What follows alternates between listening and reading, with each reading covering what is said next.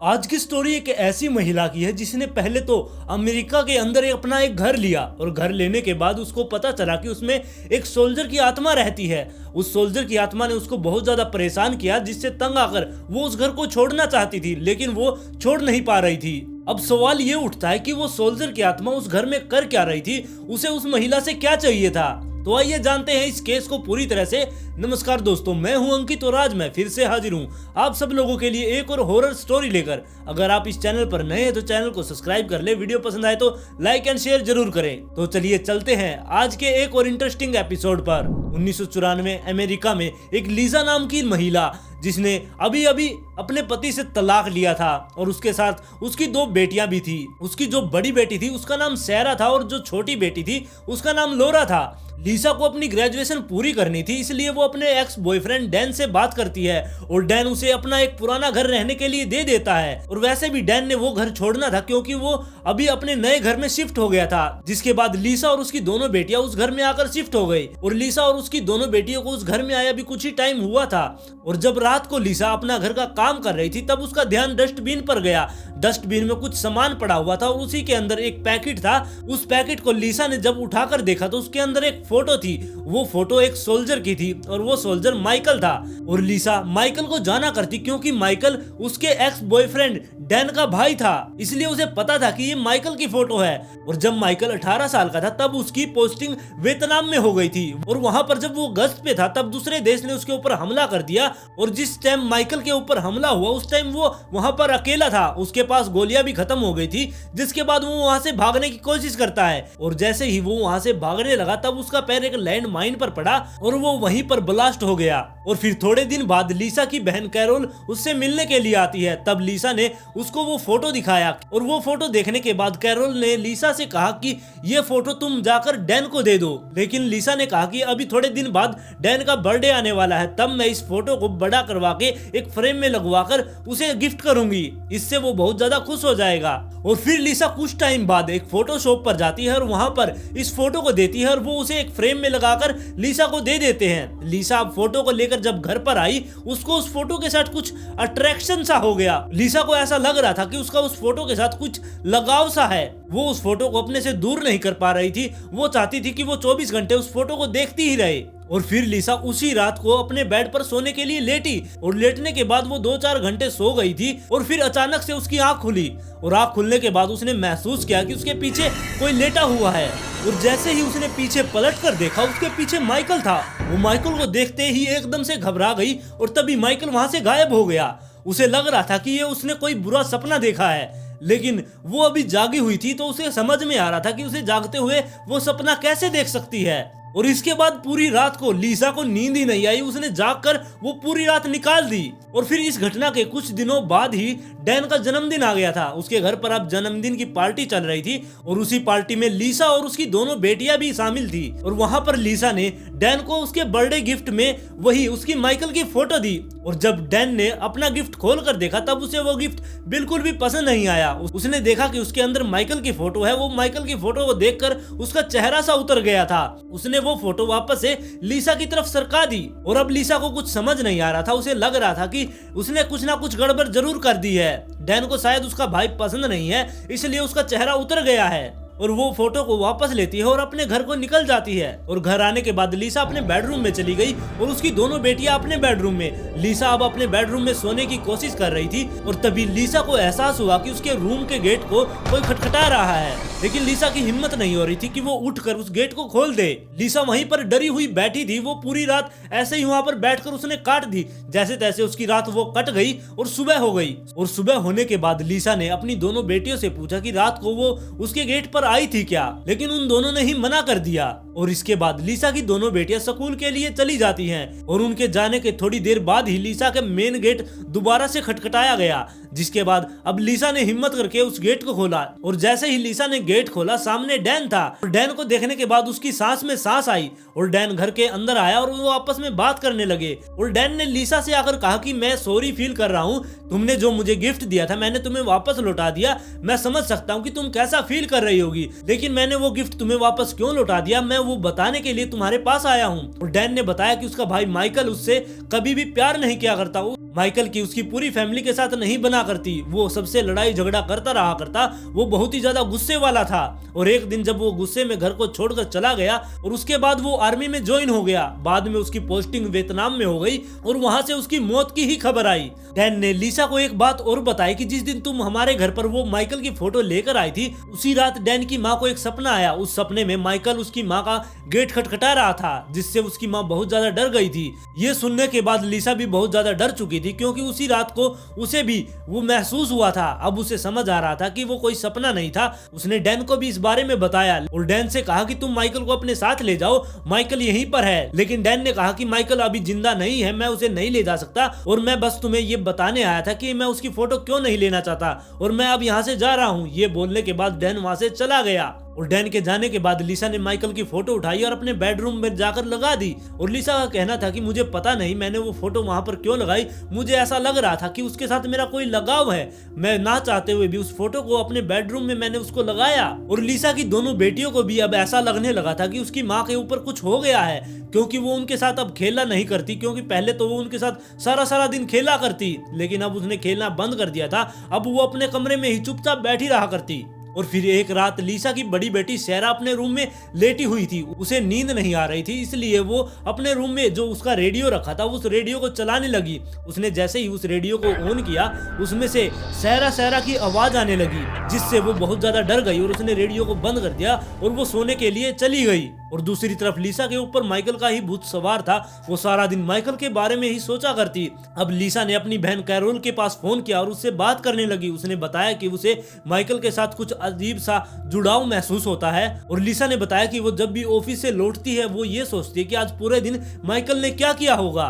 ये बात सुनने के बाद लोरा उसे कहती है कि ये कुछ भी नहीं है, बस तुम्हारे मन का वहम है, तुम ऐसा करो उस फोटो को उठाकर बाहर फेंक दो। ये बात सुनते ही लिसा को पता नहीं क्या हुआ, वो बहुत ज्यादा लोरा के ऊपर भड़क गई। उसने कहा कि मैं उस फोटो को वहां से नहीं हटाऊंगी, वो फोटो वहीं पर रहेगी, और उसने फोन काट दिया।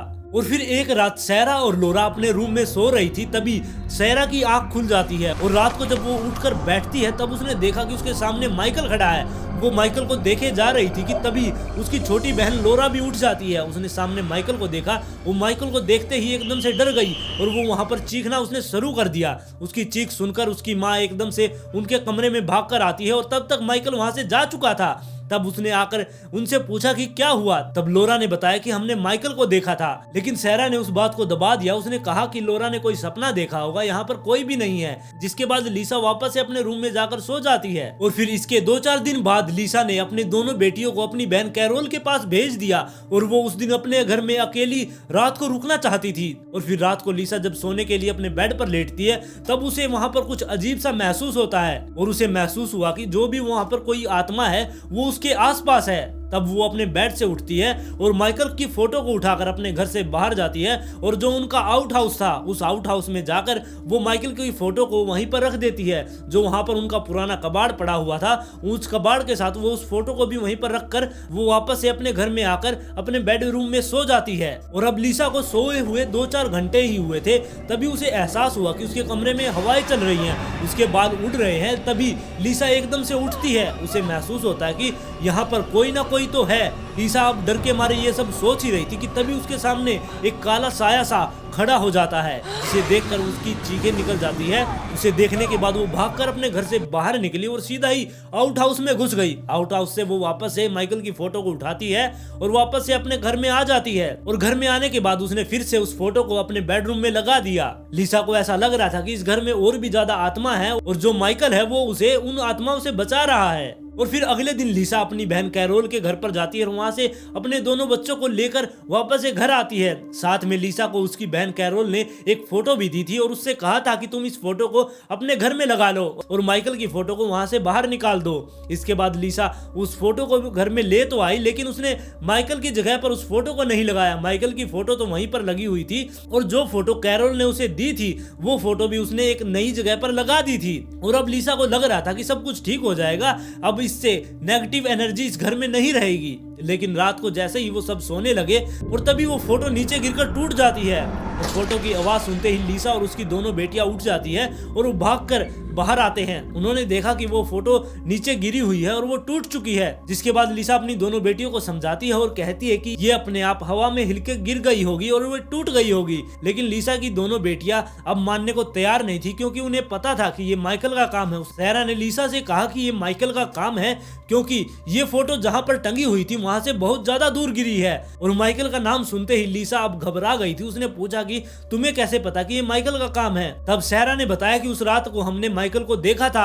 अब लीसा को पक्का यकीन हो गया था कि अब माइकल सबको दिखाई देने लगा है। अब लीसा माइकल से छुटकारा पाना चाहती थी, इसलिए वो किसी भूत भगाने वाले से संपर्क करने लगती है और काफी कोशिशों के बाद उसे एक महिला मिल भी जाती है जो उनकी भूत भगाने में मदद कर सकती थी। और जो ये भूत भगाने वाली महिला थी, इस महिला का नाम केट था और ये एक घर में रहा करती। ये एक पूरा ग्रुप था जो भूत भगाने के लिए काम किया करता।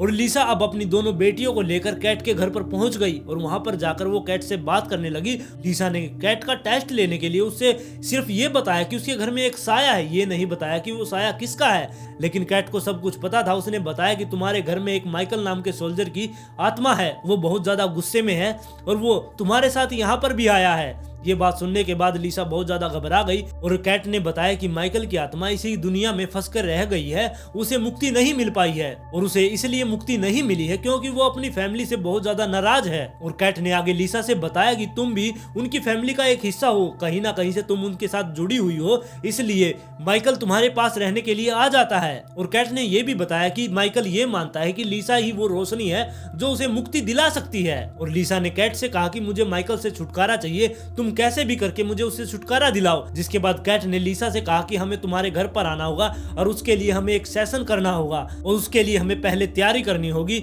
और कैट से बात करने के बाद लीसा बहुत ज्यादा डर चुकी थी, वो अपने घर नहीं जाना चाहती, इसलिए वो अपनी बहन कैरोल के पास चली जाती है। वो अपने दोनों बेटियों को भी अपने साथ कैरोल के घर पर ले जाती है और वहीं पर रात गुजारती है। और सुबह होने के बाद कैरोल भी उससे कहती है कि मैं भी तुम्हारे साथ तुम्हारे घर पर चलूंगी और वहां पर जाकर देखना है मुझे भी वहां पर क्या है जिससे तुम लोग डर रहे हो। अब कैरोल भी लीसा के साथ उसके घर में आ चुकी थी और घर में आने के बाद कैरोल ने देखा कि माइकल की फोटो तो वहीं पर लगी हुई है, जबकि लीसा ने कहा था कि मैंने उसकी फोटो को उतारकर बाहर फेंक दिया। और कैरोल ने फिर लीसा को समझाया कि माइकल कोई भी सच नहीं है, ये बस तुम्हारे मन का वहम है और तुम इस फोटो को उठाकर फेंक दो, इसको तोड़ दो। ये बात होते ही उनके किचन से गिलास हवा में उड़ने लगे और वो दीवार से जाकर टकराकर टूट गए। और ये सब देखते ही कैरोल बहुत ज्यादा डर गई। उसने लीसा की दोनों बेटियों को पकड़ा और वो घर से बाहर निकल गई और गाड़ी में बैठकर वो अपने घर चली गई। लीसा की दोनों बेटियों को कैरोल अपने साथ ले जा चुकी थी। अब लीसा को उनकी कोई भी टेंशन नहीं थी। अब वो सोच रही थी कि माइकल को अब कैसे भगाया जाए। और तभी लीसा के पास कैट का फोन आता है और वो बताती है कि हम सेशन करने के लिए तैयार हैं और मैं तुम्हारे घर पर आ रही हूँ। फिर लीसा के घर पर कैट आ जाती है और उसके साथ एक मीडियम भी था जिसके अंदर वो आत्मा आकर बताएगी कि वो यहाँ पर क्या करने आई है। और अब तीनों वो एक टेबल के पास बैठ गई थी